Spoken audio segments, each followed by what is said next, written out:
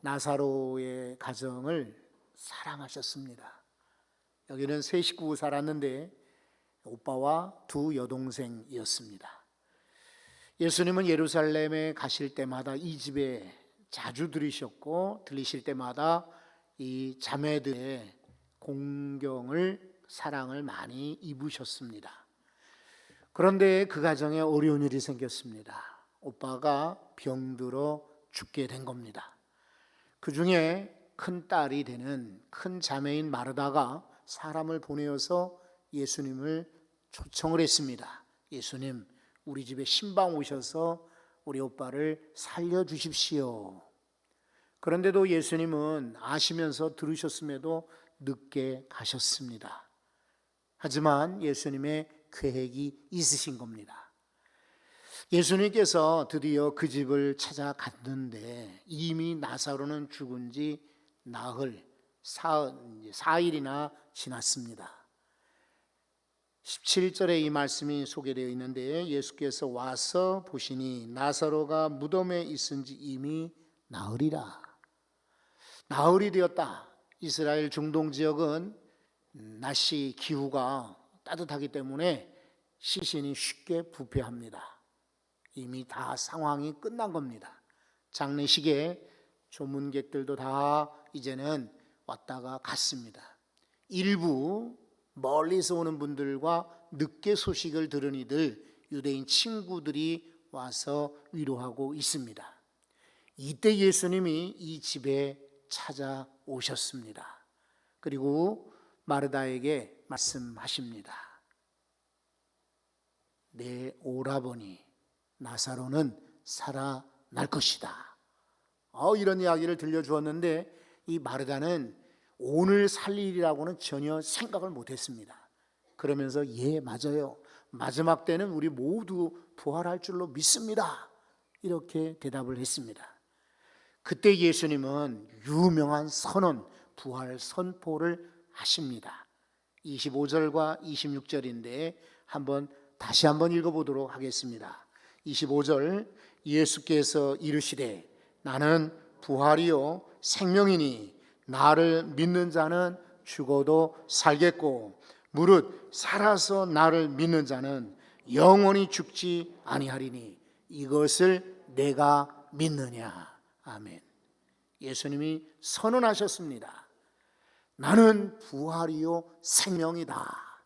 여러분 인생 가운데 어느 누구가 이렇게 선포할 수가 있습니까? 오직 하늘의 아버지 하나님의 독생자이시고 이 땅에 우리 위해서 오셔서 죄를 다 짊어지고 죽으신 분, 그리고 십자가에 달리셨으나 다시 살아나신 바로 예수님만이 부활을 경험하셨기에 이렇게 선포하실 줄로 믿습니다. 예수님은 부활이요 생명이 되십니다. 그럴 뿐만 아니라 많은 생명을 이미 살리셨습니다. 예를 들면은 이 회당장의 딸을 살리신 거예요. 마가복음의 5장을 한번 보겠습니다. 5장 41절입니다. 그 딸이 12살이나 되었는데 병들어 죽었습니다. 예수님이 신방 가셔서 그 아이에게 선포하시는 겁니다. 한번 다 같이 읽어볼까요? 그 아이의 손을 잡고 이르시되 달리다굼 하시니 번역하면 곧 내가 내게 말하노니 소녀야 일어나라 하심이라. 아멘. 12살 된 딸이 한참 재롱 떨고 그리고 애교를 부리고 정말 아버지에게 얼마나 사랑받는 딸이겠습니까? 근데 그 아이가 병들어 죽었을 때에 절망감이 얼마나 컸겠어요. 좌절감이 얼마나 컸겠어요. 희망은 다 사라져 버렸는데 예수님은 가셔서 그 아이를 붙들고 말씀하시기를 소녀야 일어나라, 아이야 일어나라. 여러분, 이것은 오늘날 어린 우리 자녀들을 향하여 선포하시는 주님의 선포이십니다.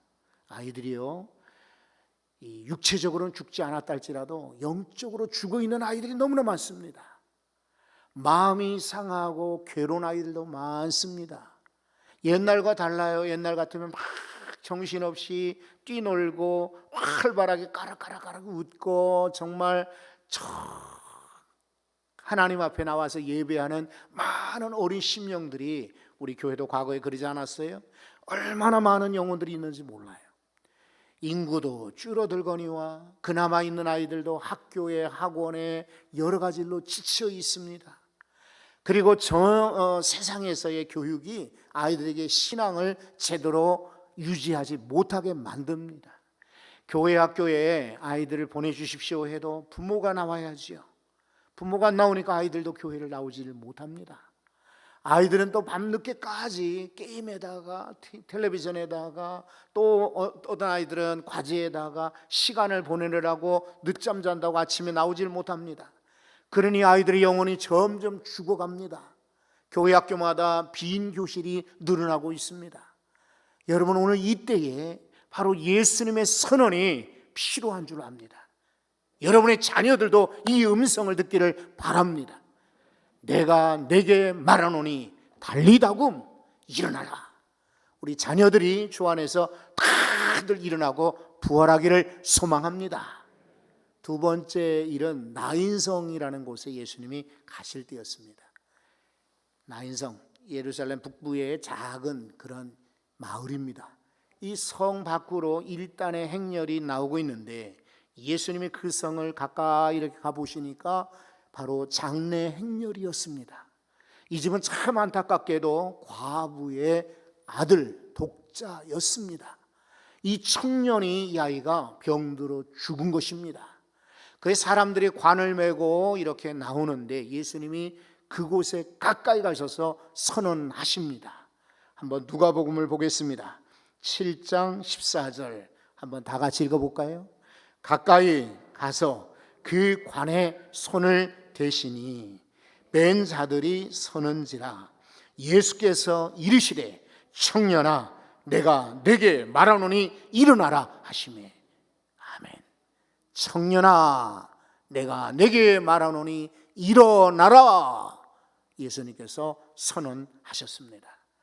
예수님은 죽음의 행렬 앞에, 슬퍼하는 그 어머니 앞에, 여러분 유대인들은 특히 남존 여비, 남자아이를 아주 존중하고 여자아이는 낮춰보는 그런 사상이 있었습니다. 그래서 아들에게 대한 의지가 컸습니다. 혼자 된 여인이 어디에 소망이 있겠습니까? 그런데 하나밖에 없는 그 아들, 자신의 소망이 되는 그 아들이 그만 병들어 죽었으니 얼마나 마음이 아프겠습니까? 그러나 예수님은 그냥 지나치지 않았습니다. 가까이 가셨고 그 관에 손을 대셨습니다. 관을 맨 자들이 머물러 서게 되자 청년을 향하여 일어나라 라고 선포한 것입니다.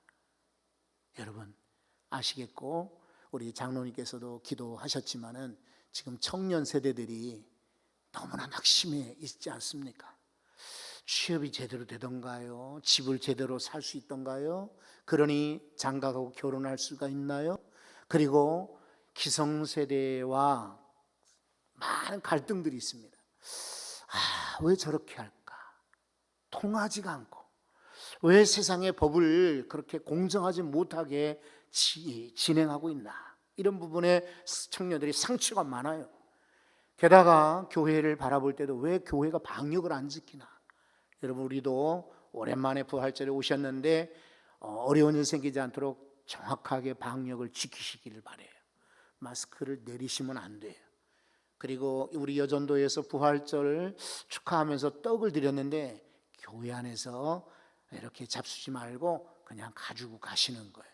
할 수만 있으면 교회에서 머무는 시간을 최소한 줄이고 반가워도 이렇게 마스크 내리고 인사하고 이러시면 안 돼요. 철저하게 우리가 방역을 지켜야 돼요.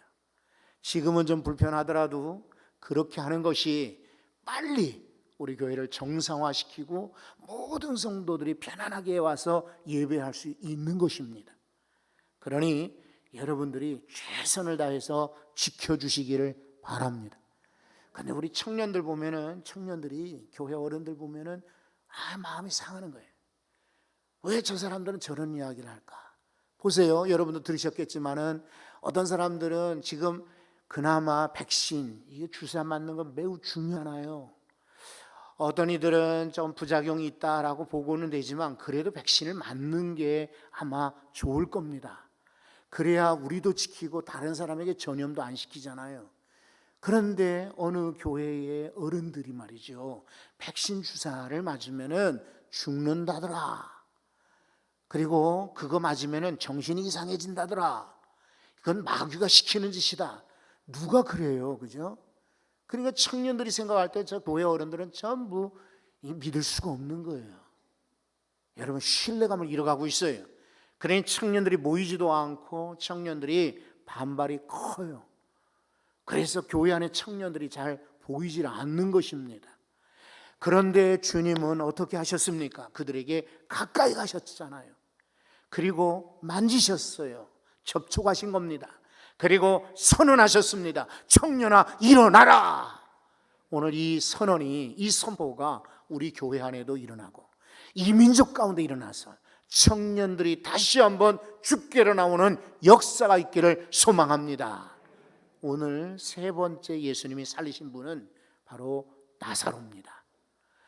43절, 저 뒤에 있는 말씀인데 미리 한번 읽어볼까요? 43절 말씀을 보겠습니다. 이 말씀을 하시고 큰 소리로 나사로야 나오라 부르시니. 여러분 어떻습니까? 나사로는 이 가정의 가장입니다. 딸들이, 여동생들이 있지만은 이 오라버니, 이 오빠를 매우 의지합니다.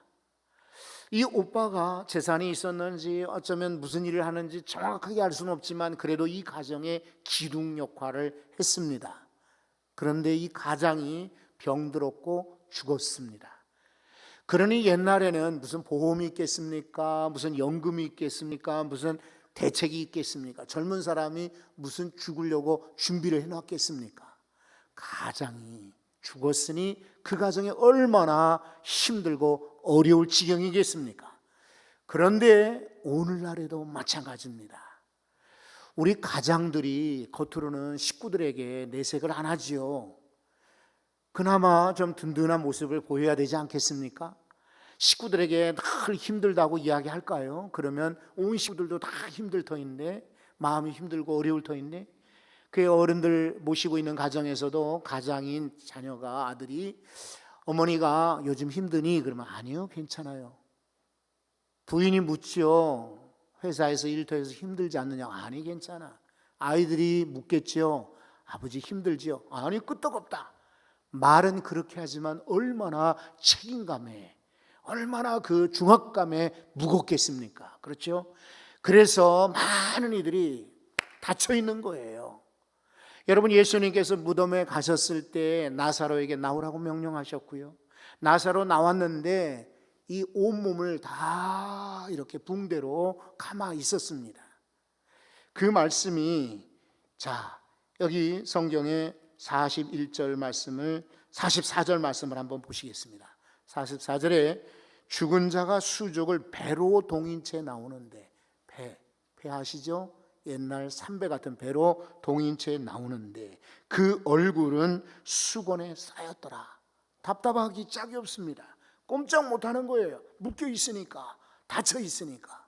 그런데 예수님께서 뭐라고 그 나사로에게 또 한 번 선포하시냐면 이르시되, 여러분이 한번 읽어보실래요? 그 다음 구절, 풀어놓아 다니게 하라. 예수님만이 자유를 선포하실 수 있는 분이십니다. 많은 이들이 나사로처럼 힘들고 지치고 묶여있지만 자유가 없는 인생들이 많이 있으나 주님은 풀어놓아 다니게 하라. 자유를 주시는 분이십니다. 오늘 이 나사로 같은 가장들도 주님 앞으로 나오시기를 바랍니다. 그래야 삽니다. 부활은요, 교리가 아니에요. 부활은 그냥 진리 가르치는 이 교훈이 아닙니다. 부활은 생명이고 부활은 진리일 뿐더러 우리 실제 상황입니다. 그래서 나도 부활하리라, 나는 부활할 것이다. 이것은 먼 훗날 죽은 다음에 부활이 아닌 거예요. 오늘도 자, 우리가 살아있다라는 이름은 있으나 죽은 영혼들이 오늘 말씀처럼 부활할 수 있기를 소망합니다. 그래서 우리 어린이 교회 학교가 부활하고요, 우리 청년들이 부활하고 무거운 중압감에 치감 때문에 지쳐있는 닫혀있는 우리 장년들 가장들이 부활하고요, 온 성도들이 부활하는 역사가 일어나기를 소망합니다. 나는 부활하리라. 한번 여러분 고백합시다. 나는 부활하리라. 죽은 다음에요? 천만에 지금이요. 지금 오늘 여러분의 인생이 지치고 힘들고 병든 인생도 다 주님 만나 부활하기를 소원합니다. 거룩하신 하나님, 부활은 먼 훗날이 아니라 지금 이 시간에 일어나는 줄로 믿습니다. 오늘 모인 모든 이들이 부활을 경험하고 체험하게 하여 주옵소서. 예수 그리스도 이름으로 감사하며 축복하며 기도하옵나이다. 아멘.